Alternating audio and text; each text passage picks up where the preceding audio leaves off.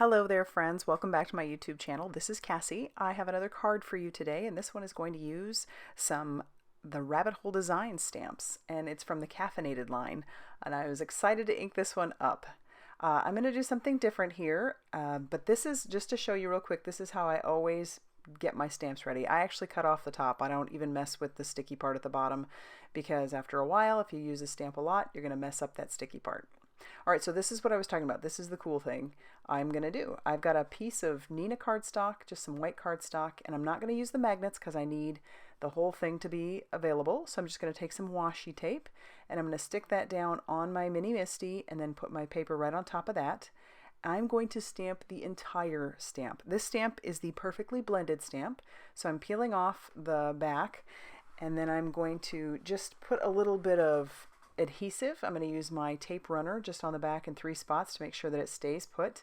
And don't worry, you can take that off later. But I'm just putting it down in 3 spots, closing the door of my MISTI, and it'll pick up my stamp, well, and everything else. And then I'll just put everything back where it's supposed to go. And then take a sip of, ironically, I'm not drinking tea or coffee. I'm drinking some hot cider. But that's okay. I'm having something. But I'm inking up my stamp with some Memento Tuxedo black ink.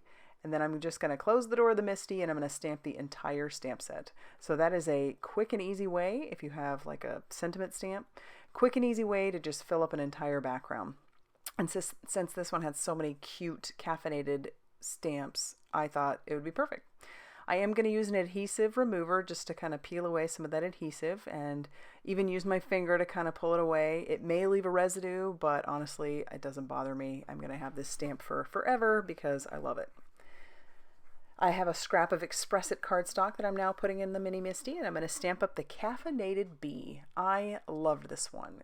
So I just inked him up again with some Memento Tuxedo black ink because I plan to do some alcohol marker coloring.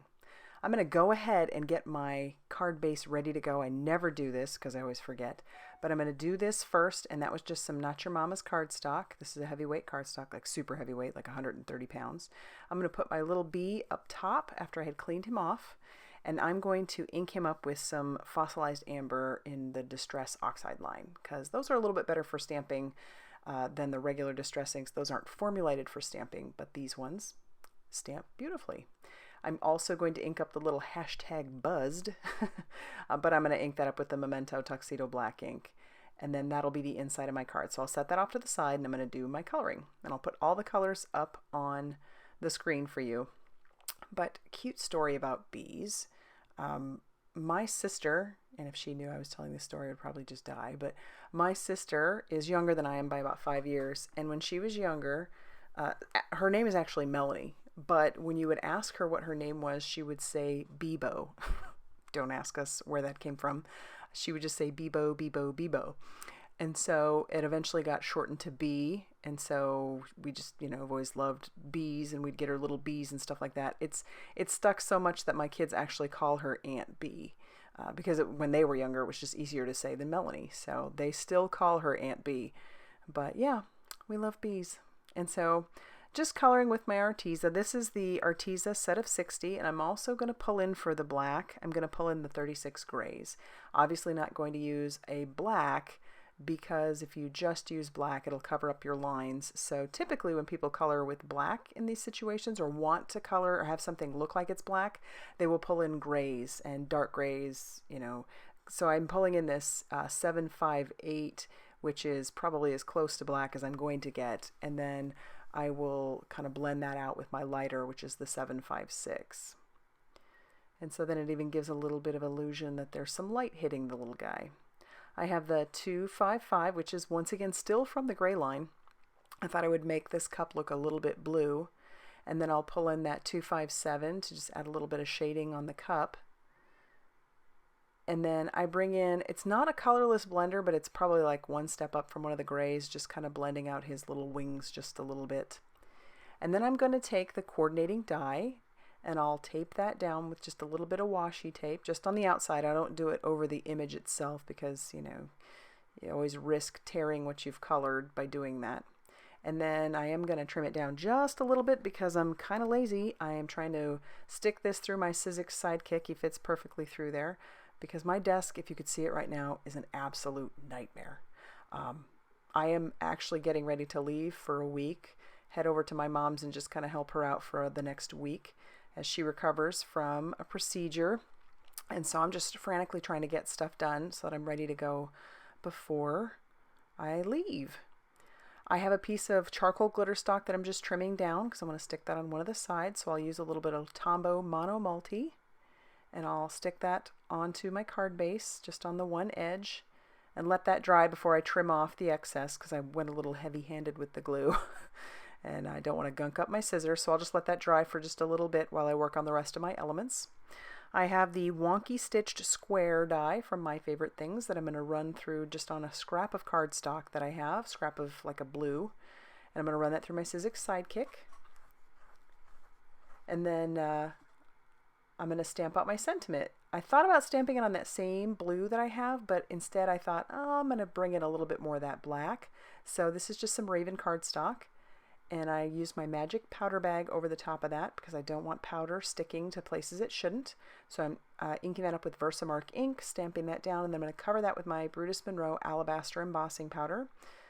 Yeah, I finally got a container to hold all of that embossing powder that I had.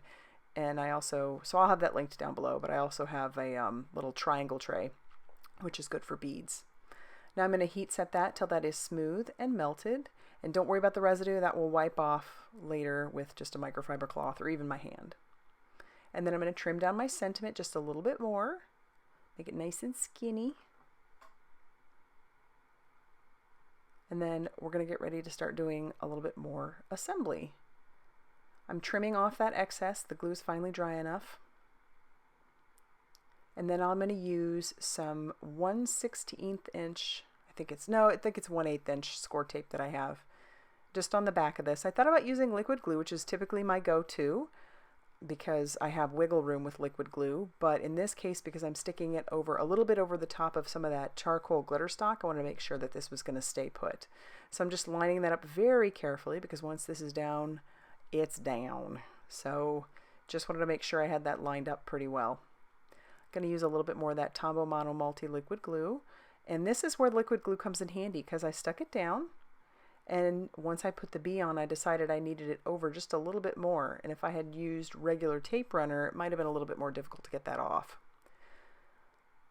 To tack down my little bee, I'm going to use some foam tape, and I'm also going to put that foam tape on the back of my sentiment as well.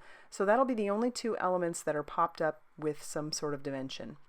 I'll put my sentiment down first. It was easy to line up straight because all those sentiments are on there fairly straight. And then I'll peel off the backing paper of my bee, and I'll stick him down as well. He's looking how I'm feeling. So flip that over, trim off the excess. And then that's going to finish off this card. So I'm really happy with the way this turned out. I love that little pop of blue. He's such a little cutie. And so as I said before, I am going to be gone next week, but we've got a new release coming out for the rabbit hole design. So be sure to come back next week and check out what I got going on. If you liked this video, please hit the like button and subscribe if you haven't already done so. And as always, thank you so much for stopping by.